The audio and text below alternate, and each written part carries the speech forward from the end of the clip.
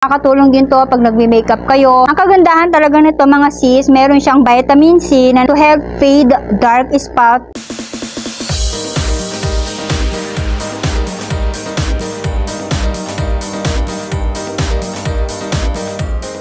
Beautiful people, welcome back to my channel. Today is Sunday.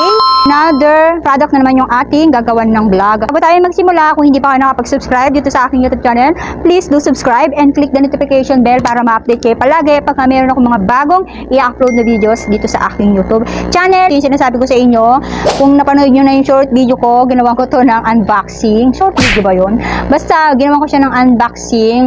So, ito ngayon nagtitrend ngayon. Hindi ako user nito, pero nung napanood ko siya, kasi nga meron siyang vitamin C, dahil naghahanap talaga ako ng vitamin C na facial wash na makakatulong talaga na mag-fade ng mga pekas ko. Meron ako mga ginagamit doon. Ito gusto ko siyang i-try dahil nga bonggang-bonggang pasabog daw na bagong labas ni Garnier. So ito nga si Bright Complete Serum Cleanser Vitamin C, Brighten Like Serum, Visible Brighten in one wash.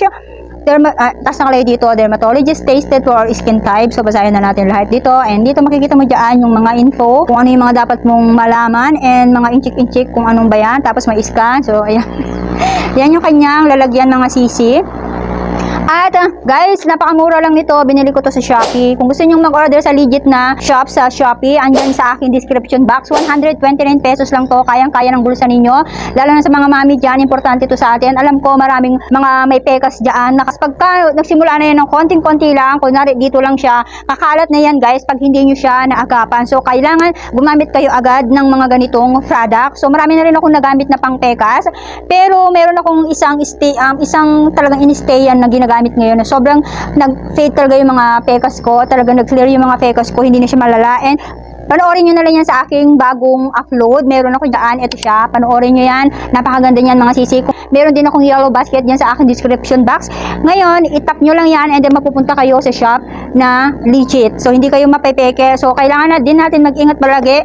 Kailangan din natin mag-ingat palagi sa ating ino-orderan. Kaya naman, kung gusto nyo ng mga legit, dyan lang kayo sa aking yellow basket, mag-click ng mga product na binablog ko. So yung mga binablog ko mga CCI, ginagamit ko muna siya bago ko sa inyo. Itong cleanser na to is 2-in-1 and serum 2-in-1. Makukuha nyo yung benefits ng serum nila. Ito, magbabrighten talaga yung balat nyo dito. At mag-fade talaga yung mga dark spot nyo. Katulad ko, meron na marami akong dark spot. At sa mga may acne and pimples, makakatulong siya mga sisi. I-remove niya talaga yung excess dirt or light makeup. So ako mahilig akong mag-makeup pag nagbablog ako. Pero ngayon hindi ako nag-makeup. Nagsuot lang ako ng sunscreen and yung ginagamit kong eraser. Nakalimutan ko na naman. Eraser na concealer ng Maybelline. Maganda yon. Nilagay ko lang dito sa under eye ko. And makikita nyo naman, diba, may mga dark spot ako or pekas ako dyan. Ang kagandahan talaga nito mga sis, meron siyang vitamin C to help fade dark spot or melasma at acne or pimples. Nakakatulong siya. Pakita ko muna sa inyo kung paano ko siya gamitin para makita nyo kung ano yung itsura niya. Ngayon, ipapakita ko naman sa inyo kung paano ako maghilamos gamit ang aking bagong Garnier na ginagamit facial wash. Matagal ko nang hinahanap ito mga sis, yung may kasama siyang vitamin C para sa aking mga pekas. Tingnan yung kanyang itsura mga sis, para lang siyang facial mask. Yung kulay puti na pag pinababad mo siya, ganyan yung kanyang atake. And pag naghilamos ako, talaga minamassage ko siya ng mga almost 1 minute or 2 minutes, mga ganon, para syempre malinis ko yung face ko and matanggal yung mga dirt skin, oily ko sa pagmumuka. Yan ang itsura niya mga mi. Kung meron kang acne marks, ganyan, tapos pimples, pwedeng-pwede ito sa inyo mga sis. After ko nga hilamos, I'll feel fresh. Pagkatapos ko siyang gamitin, para ka na din nag-serum nito guys. Tingnan nyo yung kanyang itsura after ko maghilamos. Diba? Ganito ipakita ko sa inyo ulit. So ganyan siya mga sis. Yan. Ganyan yung magiging dating niya pagka nilagay nyo sa face ninyo at hindi siya ganun kabula. Pero at the same time guys, pagka nirarab mo siyang ganun sa face, pag hinihilamos mo talaga siya at minamassage mo sa mukha mo, sobrang gentle din niya and sarap din niyang gamitin. At saka kahit hindi siya sobrang bula, okay siya, masarap din siyang gamitin at talaga nakakalinis siya ng face kasi hindi siya mahapde. May mga na-try na kasi ako mga pang-wash na parang tumutusok-tusok pa ganyan sa balat mo. Pero ito maganda siya and hindi ako dito nagka-breakout. Honestly mga sisi, hindi ako user talaga nitong product na to. Kasi before, na-try ko siya before, siguro hindi pa ako nagbablog noon at marami talaga akong pimples mga sis. Sobrang dami kong pimples before, kada araw-araw na lang tinutubuan ako ng pimples, hindi lang siya halata ngayon. Ewan ko, ba't nagsiwalaan na ngayon yung mga pimples ko?